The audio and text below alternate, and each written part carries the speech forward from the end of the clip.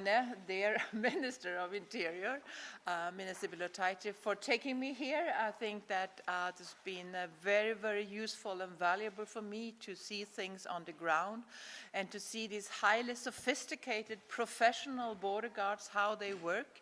And this shows me also that Lithuania is, as I said also in the press statement earlier today, Lithuania is reacting exemplary with calm, quick, firm, professionally, transparency towards this threat. But we are dealing with a very severe, aggressive act from the Lukashenko regime. And it's obvious that he will continue, and it seems also like this regime is facilitating actually the irregular border crossings. And that's why it's important to step up our cooperation and our efforts. In spite that Lithuania has done a lot of things right, and in spite that the Commission has responded quite quickly, we have now more than 100 Frontex border guards here deployed at the borders. We have helicopters, vehicles, and a lot of other supports, and also from other EU agencies. But even though the situation is deteriorating day by day, so that's why it's important to have even closer cooperation and to step up. And we have discussed, of course, the need for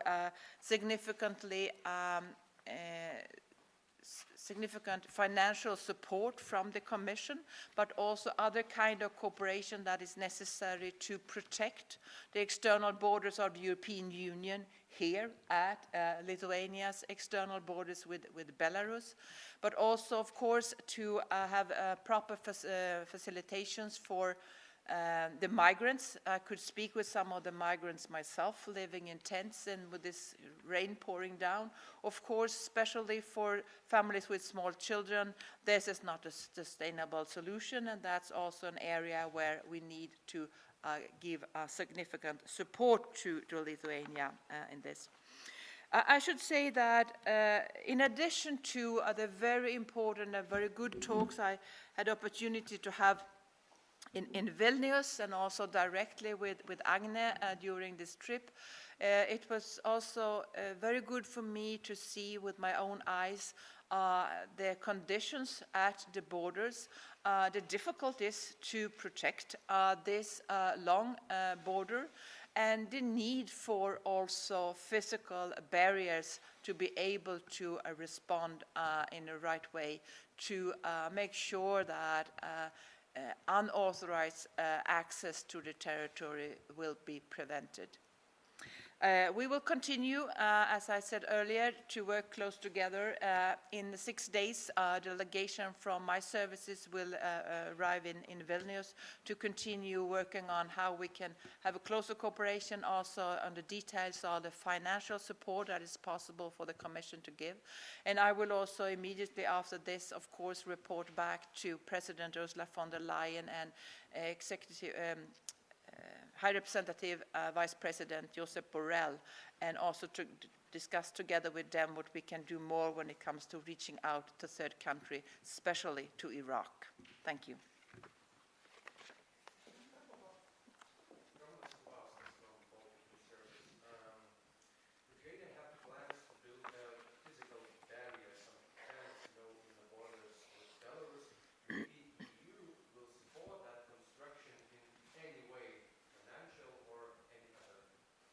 Well, in my view, I think it's necessary with some kind of physical barrier. I think this has been shown to me very concretely here.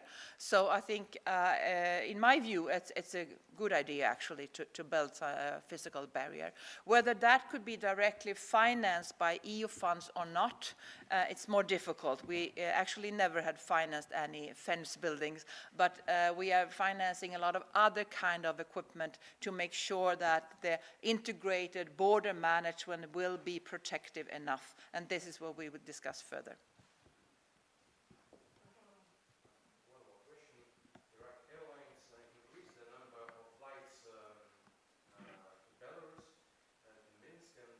When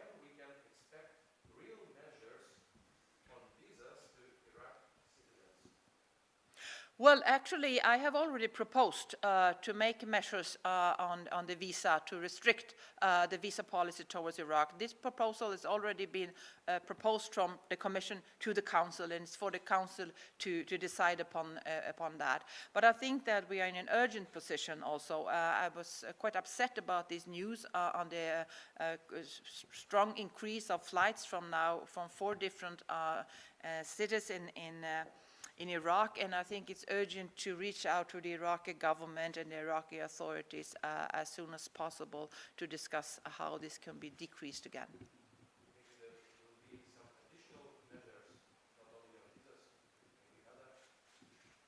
This is something I need to discuss with the High Representative Vice President Josep Borrell. Would you support the idea that other EU countries could take over some migrants for a living? Well, this is when a member state asks the Commission for help for voluntary relocation to other member states, the Commission is always ready to do that. I must also say that we should have a mandatory solidarity mechanism, in my view. That's what I have proposed in the new Pact on Migration and Asylum, and I do hope that member states will agree on that soon. But without that, we can do it voluntarily, and the Commission is always ready to do that when we have a request from the member states. Thank you.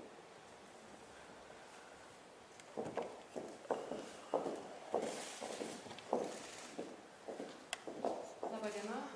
Pirmiausia, norėčiau padėkoti labai nuoširdžiai komisariai Johansson už tai, kad labai greitai ir operatyviai sureagavo į kvietimą atvykti į Lietuvą ir pasižiūrėti, kaip situacija atrodo realybėje. Nes tikrai buvo ne vienas pokalbis apie tai, kokia situacija yra pavojinga, kad tai nėra įprasta nelegali migracija, kad tai yra hibridinė ataka prieš Lietuvą, ir aš labai džiaugiuosi, kad komisarė atvykusi į Lietuvą turėjo galimybę pamatyti, kaip viskas atrodo realybėje. Mes buvome nuvykę į vietas, kur yra apgyvendinti neteisėti migrantai, aprodėme tą situaciją, kad ji yra tikrai sudėtinga, kad srautas neteisėtų migrantų auga, ir mums sudėtinga šiuo metu yra spręsti apgyvendinimo klausimus, ir čia yra būtinas įsitraukimas ir pagalba ir iš mūsų europinių institucijų. Taip pat mes parodėme, kaip atrodo mūsų siena, kokiamis sistemomis yra saugoma, kaip realybėje atrodo tvora arba tos vietos, kur tvoros nėra. Ir tikrai, matyt, mes sutarėme dėl vieno dalyko, kad Lietuvai atremiant šitą hibridinę ataką yra būtina statyti fizinį barjerą arba sieną tam, kad atremti šitą ataką. Nes ši siena yra ne tik Lietuvos siena, tai yra ES išorinė siena. Ir šiuo atveju mes tikrai tikimės solidarumo ir tikimės supratimo, kad tie sprendimai dėl finansavimo ir kitų dalykų bus rasti, nes atsakas mūsų visų turi būti greitas ir ryžtingas. Taip pat yra būtina kalbėti ir apie kitus dalykus, apie kitą pagalbą, ir mes labai džiaugiamės, kad komisarė ir jos komanda labai operatyviai atliepia į mūsų lūkesčius ir prašymus ir operatyviai reaguoja. Ir tikimės ir toliau šito bendradarbiavimo. Kitą savaitę atvyksta delegacija techninio lygmens, ir mes tikimės, kad klausimus tiek dėl finansavimo, tiek dėl kitokios pagalbos mes tikrai rasime, nes šiuo metu yra labai svarbus mūsų solidarumas, visų mūsų ES šalių solidarumas, sprendžiant ir atsakant į šį Baltarusijos režimo atsaką. Pranešėte jau anksčiau, kad fizinio barjero įrengimas galėtų kainuoti apie 500 milijonų eurų. Ar tai reiškia, kad svarstoma ne tik tiesti koncertiną ar paprastą vielinę tvorą, bet ir galbūt svarstoma kažkas panašaus apie betoninio barjero įrengimą galbūt detalių kažkokių turėtumėte, jeigu tai svarstama, kokio aukščio jis būtų, kokio ilgio, kuriuos ruožus dengtų? Pirmiausia, reikėtų pasakyti, kad fizinis barjeras arba tvora tai yra nacionalinio saugumo klausimas ir strateginio lygmens objektas, kuriam reikalingas aukščiausio lygio dėmesys. Ir kalbant apie techninius sprendinius, juos yra paruošęs jau Satas, valstybės sienos apsaugos tarnyba yra paruošęs tam tikrą planą, tam tikrais etapais. Ir mes iš tikrųjų labai rimtai svarstome ir dėliojame. Politinė valia statybai ji yra ir bet kokiu atveju mes suprantame, kad be fizinio barjero, be sienos mes tikrai nesugebėsime atremti šito atsako ir tai yra būtinas sprendimas. O kalbant apie patį sprendimą, kaip tai turėtų atrodyti, aš galbūt šiandien nedetalizuosiu, kaip atrodys pati tvora, jos aukštis, techniniai parametrai, nes prie to dar dirba mūsų specialistai, bet yra padėliotas planas. Bet bendrai tariant atrodytų taip, kad pirmiausia mes matome poreikį padengti visą sieną su Baltarusija koncertina, kuri būtų ne šiaip įprasta koncertina, 2 aukštai statoma, bet piramidės principų, kai yra 3 ritiniai apačioje, ant jų viršuje 2 ir ant viršaus 1, kuris tikrai yra rimtas atsakas ir jį yra sudėtinga įveikti. Ir taip pat šalia stovėtų jau ta fizinė tvora. Galbūt nedetalizuojam, kaip jinai atrodytų, bet mes matome, kad toks pamodeliavimas iš tikrųjų leistų mums rimtai atremti šitą migracijos iššūkį. Bet ar yra planų būtent statyti betoninę tvorą kažkokią? Aš girdėjau tokius pasiūlymus. Manau, kad sprendimai dėl geriausių pasirinkimų turėtų būti derinami atsižvelgiant į ekspertų įvertinimus. Žinoma, mes turime gauti geriausią sprendimą tiek kainos, tiek efektyvumo atžvilgiu. Srautai toliau nemažėja, taip pat pranešė, kad artėja link savo galimybių ribos. Ar mes jau atėjome link tos situacijos, kada kalbos apie nepaprastosios padėties pasienyje įvedimą turėtų tapti realybe? Vidaus reikalų ministerija visą laiką labai rimtai žiūrėjo ir žiūri šitą situaciją. Ir turiu pasakyti galbūt labai bendrai, kad yra ruošiamas rimtas atsakas į šią situaciją. Šiandien galbūt aš nedetalizuosiu kokios tai priemonės, bet yra dėliojamasi tiek teisinė prasme, tiek veiksmais mūsų atsakas į tai, kas vyksta. Nes tai, kas vyksta, jūs suprantate, kad tai yra hibridinė ataka ir atsakas Lietuvos turi būti greitas, ryžtingas ir duodantis efektą. Čia netrukus bus statomi moduliniai nameliai, juose galima apgyvendinti apie 900 migrantų, tačiau tiek dabar ateina praktiškai per savaitę dabartiniais laikais. Kur dar ketinama apgyvendinti, ar dar prašoma savivaldybių pagalbos ir taip pat ar tiesa, kad savivaldybių prašoma pagalvoti ir apie žiemą, nes anksčiau buvo sakoma, kad ten bus apgyvendinama tik trumpam laikotarpiui. Pirmiausia, mūsų iššūkis šiuo metu ir tikslas yra sustabdyti srautą. Ir aš tikiu, kad mūsų priemonės, kurios yra ruošiamos, duos šitą efektą. Bet žinome, mes ruošiamės ir suprantame, kad situacija darysi sudėtingesnė artėjant žiemos sezonui ir palapinėse žmonės negalės gyventi. Todėl, kaip jūs matote, jau šiandieną vyksta darbai čia statant modulinius namelius. Taip pat yra numatytos kitos vietos, bet kadangi situacija yra ypatingai jautri ir kai kas labai siekia tikslo pakaitinti situaciją, supriešinti visuomenę, aš nenorėčiau detalizuoti dabar galbūt vietų, bet žinoma, solidarumas savivaldybių tai yra labai svarbus dalykas ir matyt reikia suvokti, kad negalima galbūt užkrauti kažkam visos naštos, bet žinoma, mes matome ir tikslą tokį, kad vis tik tai yra patogiausia ir pagal visas ekspertų pateiktas rekomendacijas užtikrinti, kad tie centrai, kur apgyvendinami žmonės būtų netoli pasienio, kad tai būtų galbūt kelios teritorijos, kad galima būtų užtikrinti saugumą saugumą, tai mes ir laikomės tos pozicijos, bet, žinoma, ieškome kontaktų ir sprendimų kartu su savivaldybėmis, nes, kaip ir minėjau, tai yra visos Lietuvos iššūkis, krizė, kurią mes turime kartu įveikti. Paskutinį klausimą. Migracijos departamentui atmetus 2 kartus prieglobsčio prašymą, migrantai turėtų būti siunčiami atgal. Ir mes ruošiamės siūsti, kaip atrodytų tą kelionę, gal yra kažkokių kliūčių tam? Mes tikrai ruošiamės ir tas grąžinimo procesas yra be galo svarbus.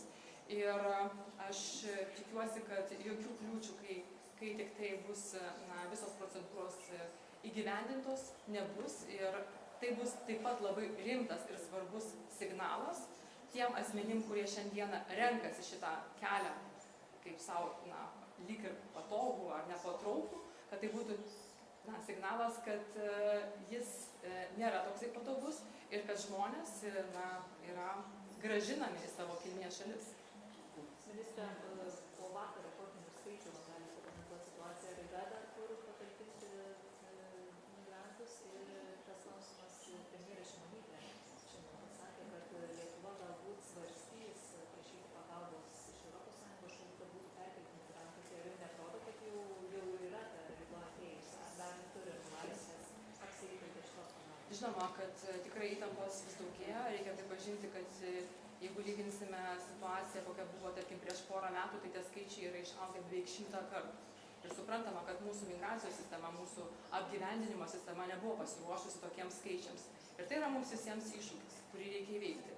Ir tikrai mes darome viską, kad tuos žmonės apgyvendinti, kad jie turėtų tas vietas, kur būtų tam tikros sąlygos, tos bazinės sąlygos. Žinoma, kalbame ir apie tų specialių grupių, kurios yra pažeidžiamos grupės apgyvendinimo, todėl tikimės, kad kai tik tai atsiras modulinių namelių miestelis, tos pažeidžiamos grupės galės pirmiausia būti perkeliamos į tuos namelius. Nes, kaip suprantame, kad jauniems vyrams yra paprasčiau gyventi palapinėse. Tai dėl to spaudimo, taip mes patirime spaudimą, bet Vidaus reikalų ministerija kartu su visa vyriausybė daro viską, kad mes turėtumėm kur tos žmonės apgyvendinti. Žinoma, yra iššūkis, bet mes jį turime įveikti. Ir pirmiausia, ką mes turim padaryti, mes turim sustabdyti šitą srautą, nes be to mes matyt turėsime vis didėjantį skaičių ir, kaip ir minėjau, priemonės yra ruošiamos ir aš tikiu, kad jos duos tinkamą efektą. Bet prašyti pagalbą dar per anksti? Aš manau, kad tai yra svarstytinas dalykas ir mes tikrai nebejoju, kad svarstysime ir tie sprendimai veikiant bus priimti. Šį rytą komisarai sakė, kad jau skirti 10-12 milijonų iš emergency fund. Ką Lietuva naudos šitų lėšų?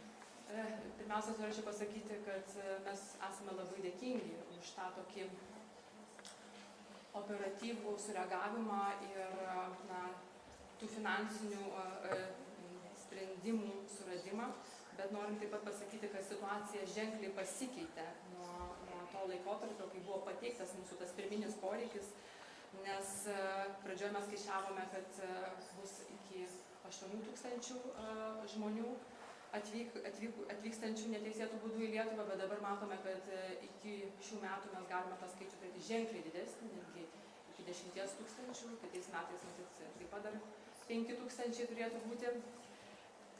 Modeliuojant situaciją ir matant neprognozuojamą Lukašenkos elgesį, todėl mes dabar esame sudėlioję dar papildomą finansinį poreikį ir aš tikiuosi, kad kitą savaitę susėdus techniniam lygmenį mes peržiūrėsime ir rasime sprendimus papildomam didesniam finansavimui, nes poreikis yra didesnis, esam sudėlioję 37 milijonų finansinį poreikį. Dar sugrįšiu trumpam prie tvaros sakymo, ar ketinama, ar bus siūloma tam numatyti išlaidas kitų metų valstybės biudžete ir dar vieną klausimą. Aš manau, kad tai yra pats prioritetinis klausimas šiuo metu. Mes turime kaip galima greičiau priimti visus reikiamus sprendimus tam, kad tvoros fizinio barjero klausimas pradėtų judėti, nes kuo ilgiau mes delsime, tuo tuo ilgiau mes neturėsime šito fizinio barjero. Ir mūsų prioritetas yra pirmiausia fizinį barjerą arba tvorą pradėti statyti tose vietose, kurios yra labiausiai pažeidžiamos. Ir tiek finansiniai dalykai, tiek kiti procedūriniai dalykai turėtų būti sudėlioti taip, kad mes neturėtumėm kliučių ir tvora, siena būtų pastatyta kaip galima greičiau. Pasieniečių teisinės padėties įstatymo pataisos anot migracijos departamento vadovės suteikia galimybės migrantams pasiūlyti pinigų, kišenpinigių jiems norint grįžti į savo, sutinkant grįžti į savo kilmės šalį. Konkrečią tvarką, aš kaip suprantu, jūs turėsite nustatyti savo įsakymu, kada šita tvarka galėtų įsigalioti ir kokios būtų tos susitarimo sąlygos. Artimiausiu metu ta tvarka turėtų būti paruošta, nes mes suprantame, kad šitie mechanizmai yra efektyvūs ir gali paskatinti žmonės apsispręsti grįžti į savo kilmės šalis. Taip pat turiu pažymėti, kad visa ta tvarka turėtų būti tokia, kad nesukurti papildomo traukos efekto ir padarysime taip, kad jinai nebūtų tokia. Tai jinai bus, kad žmonės tikrai galės gauti tam tikrą paramą arba vienokią ar kitokią formą, ar finansinę, ar kitokią, tam, kad jie apsispręstų ir grįžtų namo. Ar gali sumas? Konkrečiai dabar dar negalėčiau vardinti sumų, bet mes turime tikslą tikrai, kad tie žmonės sugrįžtų, nes suprantame, kad tų žmonių gyvenimas Lietuvoje ir integracija ir visi kiti dalykai kainuotų labai brangiai, todėl mes tikrai manau, kad rasim sprendimus efektyviausius, kad paskatinti tie žmonės apsispręstų grįžti greičiau namus. Dar vienas toks esminis, kada jau galėtų prasidėti tos tvoros statybos? Žinote, mano kaip vidaus reikalų ministrės tikslas yra, kad prasidėtų jau rytoj, bet yra tam tikros procedūros, yra tam tikros tvarkos, todėl iš tikrųjų manome, kad šitą klausimą reikia daryti nacionalinio svarbos klausimų ir sutelkti visas pajėgas, tiek verslą, tiek bendruomenę, tiek visas valdžios institucijas, tam, kad mes turėtumėm kaip galima greičiau sieną, kuri mus galėtų apsaugoti. Žinoma, turiu pažymėti, kad siena matyt nėra panacėja ir nėra tikriausiai neįveikiama siena, bet efektyviai, kokybiškai ir pastatyta siena gali padėti mums sukontroliuoti migracijos srautus. Ačiū labai.